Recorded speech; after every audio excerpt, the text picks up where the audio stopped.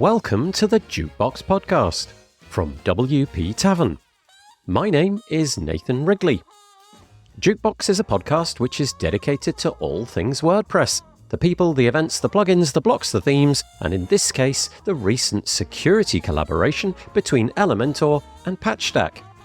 If you'd like to subscribe to the podcast, you can do that by searching for WP Tavern in your podcast player of choice, or by going to wptavern.com/feed/podcast, and you can copy that URL into most podcast players. If you have a topic that you'd like us to feature on the podcast, I'm keen to hear from you and hopefully get you or your idea featured on the show. Head to wptavern.com/contact/jukebox and use the form there. So on the podcast today, we have Miriam Schwab and Oliver Sild. Miriam co-founded Stratic, a platform with an aim to revolutionize WordPress security and performance on the web. After Elementor acquired Stratic, Miriam continued leading the unit before becoming head of WordPress relations. Prior to that, Miriam founded and managed a prominent WordPress development agency in Israel. With over 15 years of experience, she's a respected member of the WordPress community and a frequent speaker at WordPress events. Oliver is the CEO and co-founder of Patchstack, a company dedicated to the mitigation of security vulnerabilities in WordPress and open source environments. Patchstack is now a 7-year-old enterprise, and they specialize in penetration testing, security process management, and protective services for developers, agencies, and major hosting companies. Oliver's background also includes experience running an agency, and his work at Patchstack focuses on collaborating with plugin developers and hosting providers to ensure robust security measures for their clientele. Miriam and Oliver joined me at WordCamp US 2024 in Portland, where they did a presentation discussing the processes needed to enhance open source plugin security and the advantages of leveraging bug bounty partnerships. Their collaboration brings to light the importance of integrating security solutions within the WordPress ecosystem, especially for companies with a footprint as large as that of Elementor. We talk about the global operations of Oliver's team at Patchstack, who work across all time zones, providing round-the-clock threat intelligence and vulnerability monitoring. We also explore the Patchstack system as a whole and how it categorizes WordPress vulnerabilities based on their exploitation likelihood, and their implementation of virtual patches to protect against high and medium priority vulnerabilities automatically without code changes. We also get into how Miriam's team at Elementor collaborates with Patchstack to ensure rapid and professional handling of vulnerabilities, enhancing security for their 17 million installations. The partnership between Elementor and Patchstack is a great example of how different companies within the WordPress community are able to work together to provide better outcomes for their users. If you're curious about the intersection of page builders and security in WordPress, or the value of collaborative partnerships in maintaining the ecosystem, this episode is for you. If you're interested in finding out more, you can find all of the links in the show notes by heading to wptavern.com/podcast, where you'll find all the other episodes as well. And so, without further delay, I bring you Miriam Schwab and Oliver Sild.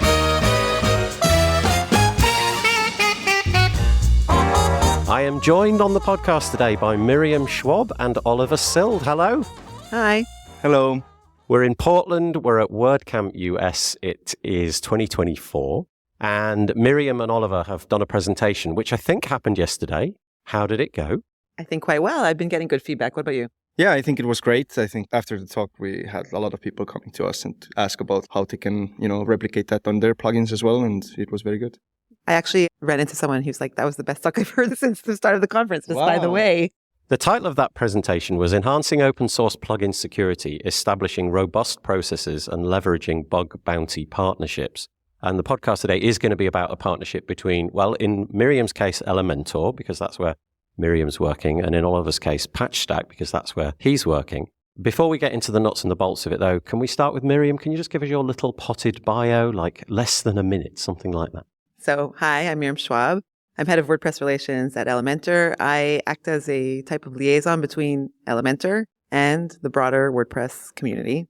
I joined Elementor about 2 years ago when they acquired the startup that I co-founded called Static, which was static hosting for WordPress. And that's where my biggest activity around security started to happen. I basically created Static to solve security issues around WordPress. That was my biggest motivating factor for founding it. And then after joining Elementor, I became quite involved in our security around our plugin specifically and the processes behind it and how we communicate with the community at large. And so that's kind of how this all happened. Okay, great. Thank you, Miriam. And if you want to hear more from Miriam, I did a podcast episode with her from WordCamp Asia earlier this year, so you can check that out as well. I'll put a link in the show notes. And Oliver. Yeah, I'm Oliver. I'm the CEO and co-founder of Patchstack. Actually, this month we turned 7 years old, so already quite a long time. What we do is we have just one very clear mission. It's providing the fastest mitigation to security vulnerabilities in WordPress and in open source. So we work with plugin developers. We do pen testing for them, manage their security processes. We also provide protection for developers and agencies for websites to protect them from the vulnerabilities. And we work with probably most of the biggest hosting companies in terms of helping them identify vulnerabilities in their customers' websites and also protect them from that. Yeah, I mean, from my own background, I've used to also run an agency, which I think literally everyone has done at one point of the time. I had like a very strong security focus early on. So I did like malware research and then met my co-founder who did vulnerability research. Fun fact, we met in Reddit. That's how we actually met. But yeah, also do a lot of community stuff. So organizing Capture the Flag events in Estonia. Right now in WordCamp US, we also host a WordPress CTF. So everyone can go and join that. I don't know when it's going live. Probably it's over then. There's a lot going on and being very active in NGOs. I have co-founded a co-working space in Estonia, which is now a startup center and stuff. So a lot of community, open source and security stuff. Thank you, Oliver. That's great. So over the last few years, WordPress has been sort of replete with acquisitions. And then it felt like that dropped off the news and partnerships came along and that became a big thing. And obviously Elementor, Patchstack partnering up. It seems like a curious thing to be partnering on. One is a page builder. That's pretty clear. One is security. How did this come about and what possible benefit is there with a security company partnering with a page builder company? So I'll just start by explaining a bit about my approach to my position at Elementor, which is that I want to find the ways that we can work together with other companies in the space, even ones that seemingly compete with us, because there's generally a place for us to collaborate. We have shared and common users. When we work together, things go better for everyone. I just really feel like there's a power in two organizations or companies coming together to achieve goals together. So I do actually quite a lot of that in general. With Patchstack, it's actually a really straightforward win-win here, I think, and definitely a win for Elementor. So Elementor, the plugin, the core and the free have an active install base of over 17 million websites, right? Which is a mind-boggling number. And that means that everything that Elementor does, we have to do quite carefully, right? Because it can impact users very positively, and then something goes wrong, that's quite a negative experience. And that includes security. We need to make sure that the plugin is as secure as possible for this very broad user base. And we have a lot of very robust internal processes around ensuring that the code is secure before it's deployed and released. But anyone who works in software will know that no matter what you do, you can do everything and be superhuman. Things still might end up having a vulnerability that needs to be dealt with after deployment. It's just the nature of the game. So we're working with a bug bounty program called BugCrowd to bring another very significant layer of security to our plugin post-deployment. I was fortunate to meet Oliver, I think it's like almost 2 years ago, at least a year and a half ago or something. I had been looking at what Patchstack was doing. I was very impressed. Their specific focus on WordPress plugins and open source, and also the clear passion that they have for open source and making open source ecosystems more secure, that really, I think, resonated with me and with Elementor. And so we started to explore whether Patchstack could be a good solution for us to add another layer of security to our plugin with that angle of expertise in WordPress. And so, we started to explore that and work together, and it's been successful from day one and brings a lot of value, not just to Elementor by bringing their additional expertise to the table, but also obviously to our end users who can be confident that there's a very thorough and professional and responsible process behind bug disclosure and how we handle it and release patches very, very quickly. Our turnaround time is quite fast. So can I just unpack that for the audience who in many cases won't be particularly technical? So does the workflow go a bit like this? Elementor creates a new feature, creates an update, has something that they need to push out to the plugin, and That is then created on your side, but then somehow it gets pushed over to Patchstack, and then Patchstack inspect it, check it, make sure that it passes all the tests that maybe they're using, and then passes it back to you and says, go, no go. Is it basically something like that? It's something like that. I'll explain a bit and then I'll let Oliver expand on that. Basically, Patchstack receives a report from one of their security researchers that there's an issue with Elementor. Patchstack gets more than one report, in general. But the additional value that they bring to us is that they review the reports to make sure that what we're seeing and then dealing with are quality reports. There's a lot of researchers that they're just looking to report stuff. So they'll repeatedly report ridiculous things that aren't really a problem for anyone, just wasting everyone's time. So we get high quality reports from Patchstack. We replicate it, we determine the plan of action and the team creates a patch for it. Test it on our end as thoroughly as we can. Pretty early on in our work with Patchstack, we added a stage. I asked if they could do it. I think it was something like that. And they were like, yeah, of course. And it's possible they already did it, but we hadn't experienced that before. That we then send it to them for review to make sure that it fully resolves the issue. That's very value add because it's additional pairs of eyes on it.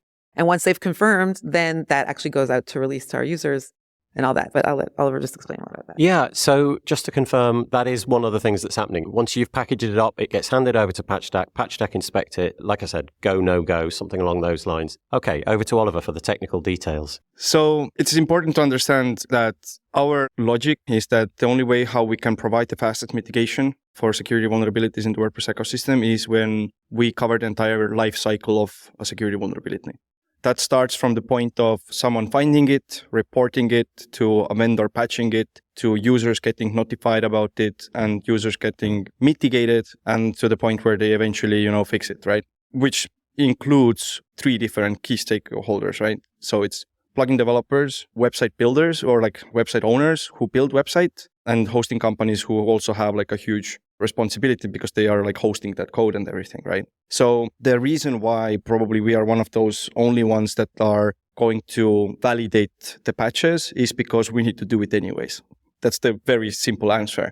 Because ultimately, we have responsibility in front of our customers who are using Patchstack to protect their websites. And if we don't validate the patches that we see, plugins releasing fixes, then how do we actually know that it's patched? Because there's so many cases where vulnerabilities are getting patched by the vendors, but then you look into it and they patched the wrong thing, or they just kind of messed something up. So for the hackers, it's very easy to bypass it and things like that. So before we tell our customers that, hey, now you don't have a security vulnerability anymore, we must make sure that it's the actual case, right?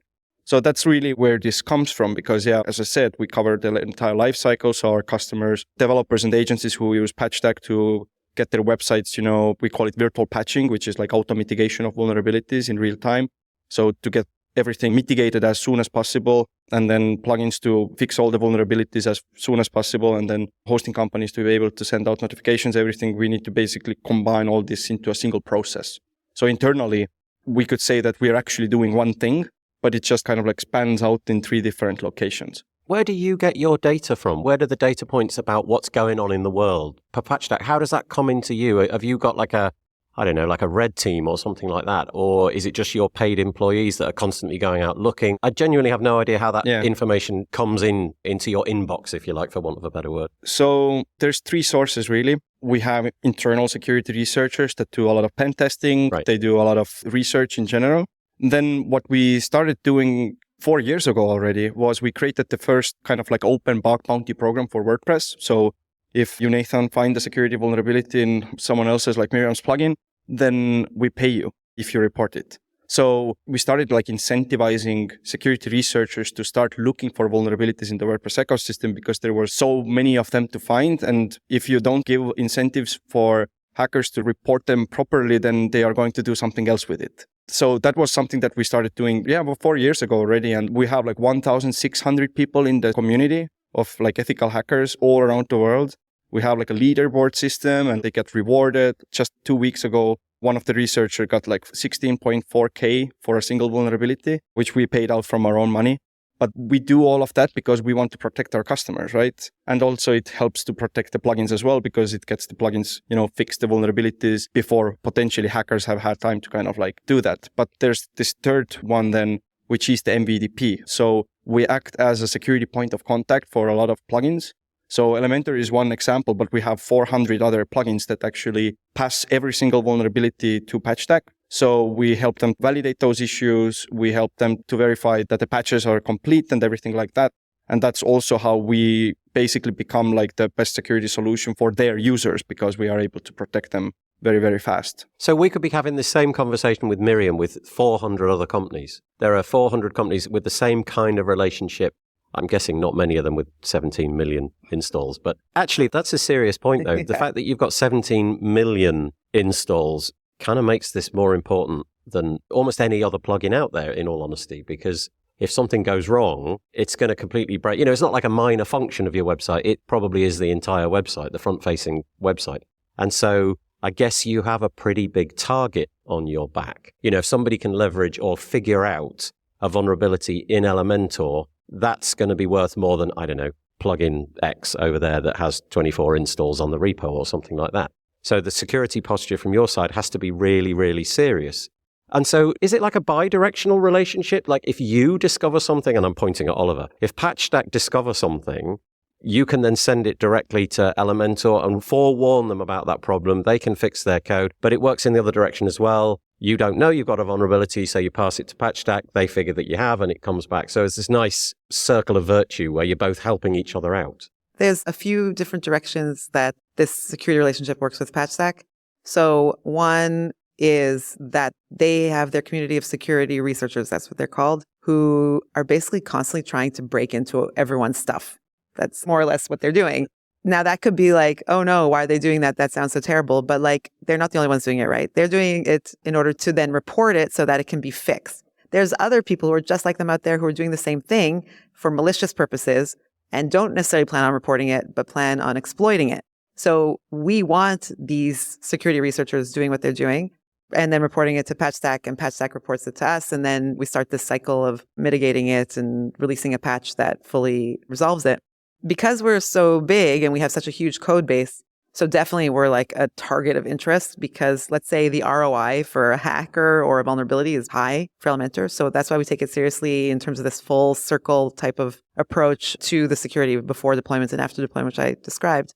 But another way that we work with Patchstack is when we get reports that aren't from Patchstack, because that also happens. But we find a lot of value in making sure that Patchstack is in the loop, even on those reports. Theoretically, we could get a report from someone else, and I'll explain how briefly, but we could get a report from someone else, and then we could just do our own thing. But we want to be as responsible and as transparent as possible around vulnerabilities that exist in Elementor. From our perspective, security is not something to be embarrassed about, because we know we're doing everything we can. It's something to just accept that it's going to be a thing. But the question is not if, but how. So our how is to be very, very responsible about it and transparent. So when we get these reports, we loop Patchstack in and we tell them that we've got this report so that they can be part of the process and make sure that the loop is closed in the most secure way possible, including that they look at these reports as well and our patches as well to make sure that we're fully resolving it. So you're sort of patting each other's backs in a way. You know, something that you get gets passed to them. That's kind of nice free intel for them. It came to you first, but it ends up at Patchstack, so they can then act on that and send it out to your other 400 customers if it might affect them. That's nice. I think it helps Patchstack. I can't speak for Patchstack, but I think it helps for Patchstack to have the full vision of what's going on with let's say all plugins that are in their MVD program, which means, by the way, MVDP is Managed Vulnerability Disclosure Program. Yes, that's important because not everyone will know what that is. To have the full visibility into what's going on. So when we share that information with Patchstack, it helps Patchstack have more information for everyone and also for us, Elementor, going forward. So there's like more context for everyone. And then that comes back to this approach of transparency as well.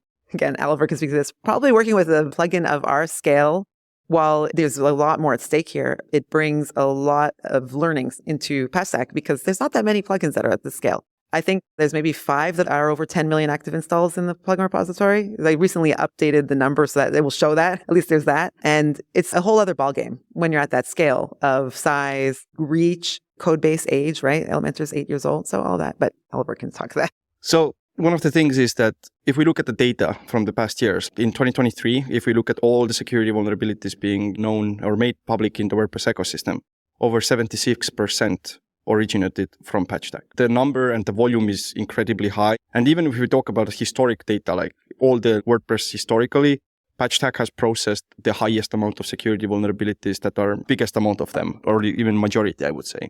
So that also gives us like some level of experience in terms of how much we've had to already work with security researchers. We understand how they like to report things, what are the issues with the reportings and things like that, but also like how to build processes internally. So you would be able to even like cope with that kind of a load, right? So I think there's this kind of experience we've had there, which has allowed us to actually build a solution that works for Elementor, and they have a very high standards. So I think without the hard work we've done over the past years, it could have not been possible. By the way, we provide all of this to Elementor for free. Elementor doesn't pay anything for providing MVDP service, and we provide this for free for everyone in the WordPress ecosystem. And we built this entire MVDP program and the platform together with the European Union, because the European Union is going to pass a law in Q4 that is making this actually mandatory for all commercial open source software. Why do you do it for free? You could see my face, my eyes open thinking, hang on, wait, why? So one of the reasons is because the European Union funded building it for free for us as well, right? So we got 2.7 million euros to build it and to build all the processes and everything around it.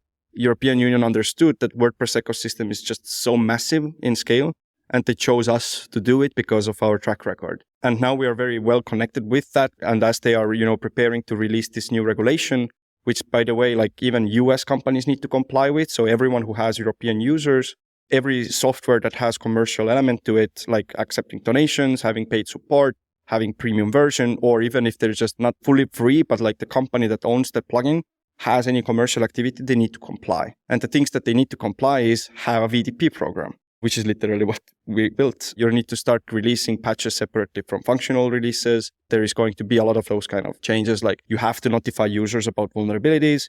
You have to notify users later on also if the vulnerability is getting mass exploited. There's this kind of rules, and our platform basically pre-complies you for that entire regulation. The reason why we do it also for free is exactly what Miriam told, is like we also get visibility.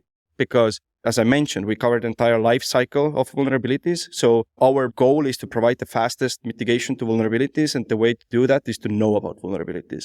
So for our end users and to all Elementor users, for example, who are using Patchstack, they know that the fastest way to get protected is from Patchstack, because we work together with Elementor, we work together with other plugins, and that's how they know that they are getting protected by Patchstack as well. So both of us have strange business models, Elementor and Patchstack. Because if you think about it, Elementor's 17 million active installs, the vast majority of them are using our free product. And that's our business model. And Patchstack's business model is based also on providing a lot of value for free that then ends up being an actual business model. I wonder if these types of business models that bring a lot of people value for free could exist outside of open source and could exist outside of WordPress. Do you both advertise each other's presence then? For example, Miriam, do you on your website somewhere say we have this relationship with Patchstack, I don't know, protected by Patchstack or something? And again, in the opposite direction, do you say, yeah, one of our customers, Elementor? I don't know if there's anything in that. We have a page on our site that we make sure is linked to from the footer of every page on our site. It's called our Trust Center. It's very important for anyone who has some kind of security process, which everyone should, to have an easy way for people to find how to report issues to the company, because otherwise people might find something, not know how to report it. It ends up in some random person's inbox. Nobody pays attention, and that's not good for anyone. So we have this trust page that describes all of our security process and everything, and that links to our bug bounty page. It's a page fully dedicated to just explaining our bug bounty programs. And it clearly states there that all plugin related issues should be and need to be reported to Patchstack. And we highly request that people respect that process, because it allows Patchstack to make sure that these vulnerabilities are patched quickly, and it allows Elementor to make sure that it's patched quickly, which is better for everyone because we have the processes in place based around our partnership with Patchstack. So that's clearly visible on our site. And we talk about it in different forums. For example, the talk given yesterday, and of course, this interview right now. So it's something that's quite publicly known. So what we also have is on Patchstack, we have a vulnerability database, which is completely free to use in public, where everyone can see what are the latest vulnerabilities. We show people like what the priorities there are and so forth. But it also has a directory of VDPs. So we actually have a directory where you see all the plugins that have VDP programs active. So that also gives you as a developer or user an understanding of like, okay, I want to use a plugin for my website for a specific function, let's say a page builder. I want to use something that has proper security practices in place. So that's where we have like this directory where you can go and look into which ones actually have a VDP program. We also have like a highlighting there for those plugins that are, also contributing more into the community aspect as well. Actually, Elementor is featured there currently. So I think having mature security processes is a big competitive advantage for plugins as well, because developers are going to choose stuff that they feel. Security is in general very hot topic right now. I just talked yesterday with some quite big hosts in the space, and they said that it used to be that everyone was asking about performance, and now everyone is asking about security.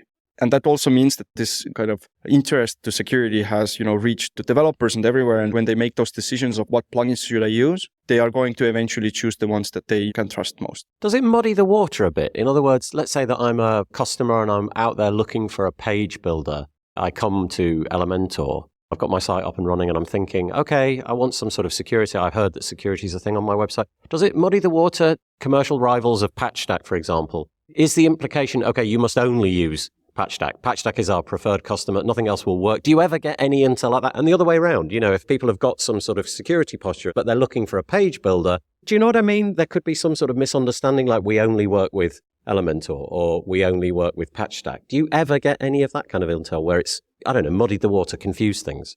The way that is generally accepted that companies and products work when it comes to their security processes, and particularly with regards to their bug bounty programs, is that they will define their bug bounty programs, and it is highly requested that people respect that. That isn't always the case, and so we have had to put some processes in place where we are capable of accepting reports from other parties or individuals who, for one reason or another, prefer to send it directly to us. So it doesn't mean that you have to only work with Patchstack. We want reports to go wherever they can go that will make sure that we'll get them so that we can take care of them. Legitimate reports, right? High quality reports. But then at that point, we loop Patchstack in anyways. And that's one of the great things about our relationship with Patchstack. They're not like, oh, they didn't send it to us, so, good luck to you. Take care of it yourself. It comes back to this interest in having full visibility. And we want Patchstack's input and making sure that everything is done properly, both in terms of us patching it fully and resolving the issue. But some other things that come up is that sometimes these other reporters send us reports that are not clear. Patchstack sends us reports that are quite clear, replicable, which means that we can recreate them on our end, which helps us figure out how to fix them, right? If you can't see the problem, you can't fix it, and well documented. Sometimes we get reports from other sources that are quite unclear. So Patchstack can even help us ask the right questions or sometimes try to figure out what's going on there. Either we'll do it ourselves. Basically, the process is either directly to Patchstack, then to us, or to us, and then to Patchstack, and then to us. And then that loop starts from that direction. So we're open to working with anyone. We want the reports to come to us. If for some reason people really refuse to work with Patchstack as our bug bounty program, that's okay. Patchstack is still part of our bug bounty process, but we are capable of handling that as well. We actually work with other security companies. I don't know if you're not aware, but like Patchstack is powering vulnerability notification system and V-patching for Solid Security, which was previously known as iTheam Security. We do that for WPMU Defender. We do that for SecuPress. We do that for Shield Security. We do that for WP Guardian, which is a co-product with Patchstack and WebPros. So I think what is very common between Patchstack and Elementor is that we actually work with everyone together, regardless whether they are like a competitor or not. We work with everyone who is willing to work together with us as well. Everything that we do in Patchstack is about collaboration. As I'm saying, like we work with hosting companies, we work with plugins, we work with developers and agencies. I think that is literally the only way how to succeed in making the ecosystem secure. In general, I think that allows us to also just make it actually as secure it can go. And I think from going forward from here, with all the regulations and everything also coming in, I think it's the only way, really. Let's take the scenario, Miriam, that you discover, or it is discovered by you, so not by Patchstack, out there in the wild somewhere. There's a serious problem in the Elementor's code base, and it's Friday night, and it gets reported to you. I'm just interested, what is the behind-the-scenes process that you have got set up between you to make things happen in a timely fashion? So I'm taking the example of, Friday night being the beginning of the weekend. Everybody's going off for a couple of days. This is a bad time to discover it. It'd be interesting to know, how does that get handed off and how does it then come back? What are the back-end systems that you've put in place that we'll never know about, will never be discoverable to us, but I'm presuming they now exist since you've partnered up with each other? So there's two types of reports. I mean, there's a lot of types of reports, but I'm just going to divide them into two categories. One type of report is, this issue is being actively exploited, meaning bad people know about it and are already trying to hack sites with it, or this issue is some level of severity and needs to be taken care of, but nobody knows about it yet. Okay, so in the case of the first one, it's all hands on deck, do or die, let's fix this. I can't think that this has happened since we started working with Patchstack, so I'm like theorizing here, but probably we'll reach out to them in one of our direct channels. So like we have a shared Slack channel with Patchstack. They're very responsive there. So it would be like, help, all the sirens. We're like now dealing with this. If it's actively exploited and we know, we'll be like, okay, we're probably already working on it, right? But FYI, heads up, we're going to like be releasing this as soon as possible. Please be available so we can send it to you just for review before we do. So that's one type. The second type is you can breathe more. There's different levels of severity, meaning if between now and some point it's discovered, if it's a high level of severity, then oh my goodness. If it's a low level of security, then it's like, it's not going to affect all sites, only going to affect some certain types of users, like that kind of stuff. So it's like less urgent. But that probably means that we can all just continue our weekend. I'm theorizing again, so nobody should take me at it and be like, what, you're going to sleep through the weekend with this? No, that's not what I mean. Each vulnerability is looked at per vulnerability. If it's super urgent or highly urgent, then it gets the attention immediately. Patchstack will be pulled in. But if not, then there's like a pretty clear process around it in terms of internal timelines and the timelines that Patchstack gives us. So the reason that Patchstack gives a timeline is because if they report something, a plugin developer or whatever has a certain amount of time within which they need to patch it. It's better for everyone that that exists. There's a lot of other things that you want to make a priority, so you could just kind of drag it on, but it will eventually be found. If something is not patched within the time frame, then Patchstack has a whole process, which Oliver can explain, but it does get disclosed, let's say, to the plugin review team. And that's a serious matter for the plugin then to have to deal with it at that point. And then we create our own internal timeline in terms of how fast we have to turn around a patch, also based on the level of severity. So if it's high level of severity, it's like really fast. Medium, less fast. But our turnaround time, our customers keep raving about it on like bugs, but also security issues. We're very fast. We take it seriously in all situations, whether it happens Friday night at midnight or, Sunday morning, because our work week starts on Sunday. That's a different story. Oliver, just before you begin, I have a friend who's a medic and he is in trauma surgery. His phone is the conduit to, like, the alarms are sounding. Do you have something equivalent to like that? Do you operate a sort of 24/7? I think you said you've got a distributed team, so you're able to react right now, no matter what time of the day or night, 365 days of the year. Is that the kind of thing that you do? I was saying about the weekend. Do you all take the weekend off? How does it work? We do cover all time zones. So we have people in Asia, we have people in Europe, we have people in the US. This is important for us to do threat intelligence and, security research in general. One thing also in terms of like a 0 days or like in vulnerabilities in general, one thing that we help a developer to sleep over the weekend is that we are actively monitoring whether this vulnerability is getting exploited or not. So immediately when we see any kind of like signals that there is an actual exploitation attempt against this vulnerability, they would be notified immediately. We also take care of this kind of like a background threat intelligence monitoring part where we note about the vulnerability, so we have signals whether this vulnerability type is getting exploited or not. So you could tell whether a 0 day is realistically a 0 day. Okay, in theory, It's possible, but nobody's doing anything about it. So maybe we can step down a little bit. So there's two things we do. One thing is that we have created what we call Patchstack priority. And this is like a special scoring made for prioritizing WordPress vulnerabilities based on the likelihood of them becoming exploited. So we have high priority vulnerabilities, which is based on the historic data, vulnerability types. And there's like a lot of data around that shows that this vulnerability, basically we predict that this vulnerability is going to become exploited. And then we have medium priority, which is vulnerabilities that are potentially going to be exploited in targeted attacks. Doesn't mean that it's mass exploited, but it's like, if you have like a e-commerce store, for example, that holds credit card details, there's a higher potential that this is going to be used in a targeted attack. And then there's low priority, which is like, this is not going to get exploited at all. Based on that, we also kind of modify our timelines and everything.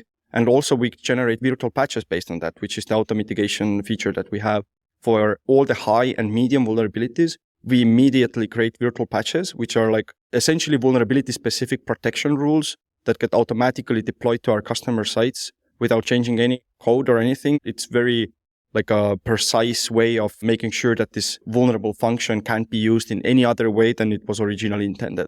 So because of that, we have full visibility into the kind of like a network, whether we see where a specific vulnerabilities are being exploited or not. And that allows us to also basically notify back to the plugin developers later saying like, hey, we now have proof that this vulnerability has been exploited. Here's all the attacker's information, all that kind of stuff. So we have a lot of data around that as well.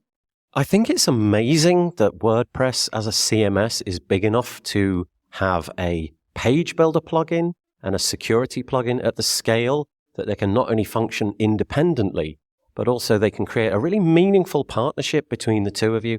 And I have really found this conversation fascinating. It's really interesting peeling back the curtain and seeing how you're doing things behind the scenes, if you like, so that you're protecting all of your customers. Thank you so much, Oliver. Thank you so much, Miriam. Where can we find you online? You can find me personally on Twitter at Miriam Schwab. I'm also on Make WordPress Slack, Post Status Slack, LinkedIn, whatever. And Elementor, of course, is on all the social networks. We're active on Instagram, Twitter, our website, elementor.com.